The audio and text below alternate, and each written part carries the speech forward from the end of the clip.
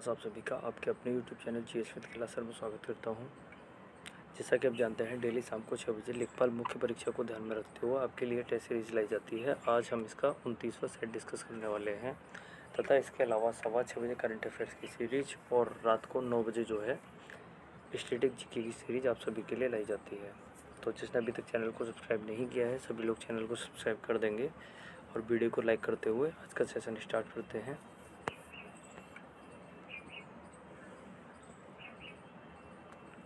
भारत के संविधान के उपबंधों के अनुसार उच्चतम न्यायालय को संघ सूची के विषयों में किसी के संबंध में ऐसी अतिरिक्त अधिकारिता और शक्तियां होंगी। भारत के संविधान के उपबंधों के अनुसार उच्चतम न्यायालय के संघ सूची के विषयों में से किसी के संबंध में ऐसी अतिरिक्त अधिकारिता और शक्तियां होंगी। आंसर होगा संसद विधि द्वारा प्रदान करे। संसद जो विधि द्वारा प्रदान करे ऐसी शक्तियां होंगी। दक्षिणी आल्प्स पर्वत श्रेणी कहाँ स्थित है? दक्षिणी आल्प्स पर्वत श्रेणी जो है ये आपके न्यूजीलैंड में स्थित है। दक्षिणी आल्प्स पर्वत श्रेणी न्यूजीलैंड। अगला क्वेश्चन, ब्रेंट सूचकांक निम्नलिखित में से किसके साथ जुड़ा है? तो ब्रेंट सूचकांक जो है यह कच्चे तेल की कीमतों से संबंधित है। मार्ले मिंटो रिफॉर्म्स के नाम से कौन सा एक्ट जाना जाता है? तो 1909 में आया मार्ले मिंटो सुधार जो है भारत शासन अधिनियम 1909 के नाम से भी जाना जाता है।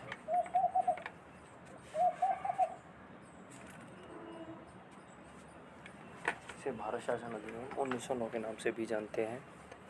इसके समय भारत का जो गवर्नर जनरल था या कहेंगे वायसराय जो था वो लॉर्ड मार्ले जो था भारत राज्य सचिव और मिंटो जो था वो भारत का वायसराय था। इसके द्वारा सांप्रदायिक निर्वाचन को बढ़ावा दिया गया और बाद में यही देश के बंटवारे का कारण भी बना। मराठा काल में ग्राम प्रशासन की देखभाल करने वाला अधिकारी निम्नलिखित में से कौन था? मराठा काल में ग्राम प्रशासन की देखभाल करने वाला अधिकारी कौन कहलाता था?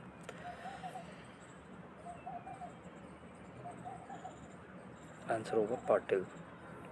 मराठा काल में ग्राम प्रशासन की देखभाल करने वाला अधिकारी जो था यह पाटिल कहलाता था। सरदेशमुखी और चौथ जो थे दो कर के प्रकार थे, टैक्स थे ये। गोविंद स्वामी पिल्लई का संबंध किस वाद्य यंत्र से है? तो गोविंद स्वामी पिल्लई जो हैं इनका संबंध किस वाद्य यंत्र से है? आंसर होगा डी वायलिन से। मनरेगा कार्यक्रम निम्नलिखित में से भारतीय संविधान के किस अनुच्छेद को लागू करने हेतु लाया गया था? तो मनरेगा कार्यक्रम महात्मा गांधी रोजगार गारंटी योजना जो है यह आर्टिकल 43 के तहत लागू किया जाता है। 0 डिग्री सेंटीग्रेड कितने डिग्री फ़ारेनहाइट के बराबर होता है? तो आप जानते हैं फिजिक्स से रिलेटेड क्वेश्चन है। 0 डिग्री सेंटीग्रेड जो है यह 32 डिग्री फ़ारेनहाइट के बराबर होता है। अगला क्वेश्चन, भारत में विधान पालिकाओं का उच्च सदन कौन सा है? भारत में राज्य विधान पालिकाओं का उच्च सदन कौन सा है? आंसर होगा विधान पालिका परिषद। ये विधान पालिका परिषद। छोटा नागपुर पठार की सबसे ऊंची चोटी कौन सी है? तो छोटा नागपुर पठार की सबसे ऊंची चोटी है वो है पारसनाथ चोटी और छोटा नागपुर का पठार जो है झारखंड राज्य में स्थित है। चलिए बढ़ेंगे अगले क्वेश्चन की तरफ। भारत का कौन सा गवर्नर जनरल ओवेन मेरेडिथ के नाम से कविताएं लिखता था? ऐसा कौन सा गवर्नर जनरल था जो ओवन मेरेडिथ के नाम से कविताएं लिखता था? आंसर होगा लॉर्ड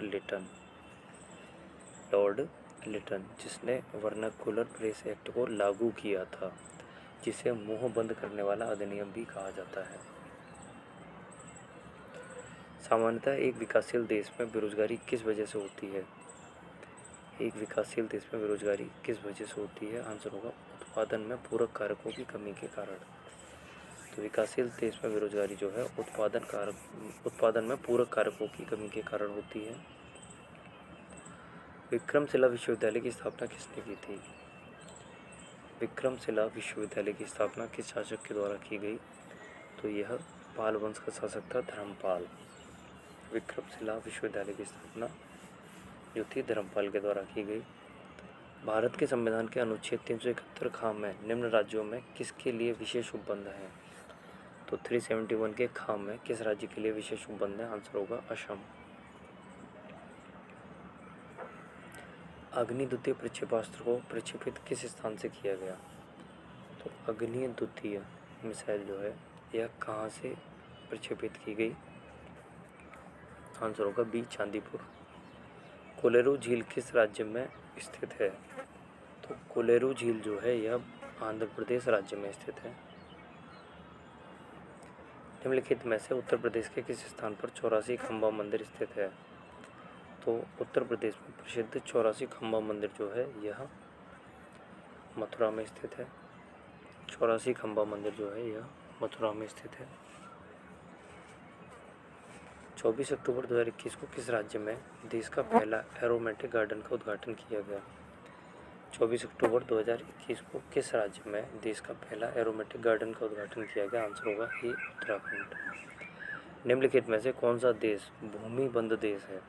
मतलब लैंड लॉक्ड कंट्री है, चारों तरफ केवल भूमि ही भूमि है, समुद्र नहीं है। तो इनमें से कौन सा देश जो है यह भूमि बंद कंट्री है? आप देखेंगे पाकिस्तान अरब सागर से मिलता है और भारत जो है तीन ओर से समुद्र से घिरा हुआ है। इसी प्रकार मलेशिया जो है यह भी एक समुद्रों से घिरा हुआ देश है। तो इस प्रकार हम देखेंगे लैंड लॉक्ड कंट्री हो जाएगी आपकी स्विट्जरलैंड। स्विट्जरलैंड जो है यह भूमि बंद देश है। सिंटैक्स एरर को किसके द्वारा निश्चित किया जाता है?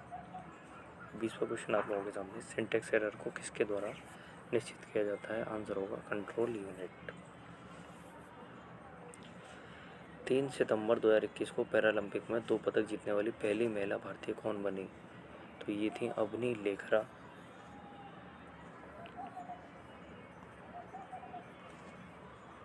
निम्नलिखित में से उत्तर प्रदेश के किस स्थान पर तेज बहादुर सप्रू का जन्म हुआ था? तो भारत को आज़ादी दिलाने में इनकी भी प्रमुख भूमिका रही। तेज बहादुर सप्रू या टीपी सप्रू, इनका जन्म उत्तर प्रदेश के किस स्थान पर हुआ था? तो आंसर होगा ए शाहजहाँ। तेज बहादुर सप्रू का जो जन्म हुआ था शाहजहाँपुर में हुआ था। गेटवे ऑफ इंडिया किसने बनवाया था? तो गेटवे ऑफ इंडिया का निर्माण जो था यह ब्रिटिश सरकार के द्वारा कराया गया और ब्रिटिश सरकार ने इंग्लैंड के राजा जॉर्ज पंचम तथा उनकी रानी मैरी के आगमन के उपलक्ष्य में गेटवे ऑफ इंडिया का निर्माण कराया, जो 1923 में बनकर कंप्लीट हुआ। 1923 में बनकर कंप्लीट हुआ, जबकि जो राजा भारत आए थे वो आए थे 1911 में। उनके लिए दिल्ली दरबार का आयोजन भी किया गया था। 24वां क्वेश्चन, 1 TB कितने GB के बराबर होता है? 1 TB किसके बराबर होता है? तो 1 TB जो होता है 1024 GB के बराबर होता है। डिफेंस एक्सपो 2022 का आयोजन कहाँ किया जाएगा? डिफेंस एक्सपो 2022 का आयोजन कहाँ किया जाएगा? आंसर होगा सी गांधीनगर गुजरात। 1 TB किसके बराबर होता है? 1024 GB के। और डिफेंस एक्सपो 2022 का आयोजन कहाँ किया जाएगा? तो गांधीनगर गुजरात। तो जल्दी ही मिलते हैं नेक्स्ट सीरीज जो आपके लिए 6:15 बजे लाई जाएगी, जिसमें हम करंट अफेयर्स का वार्षिक अंक अध्ययन कर रहे हैं। तब तक के लिए धन्यवाद।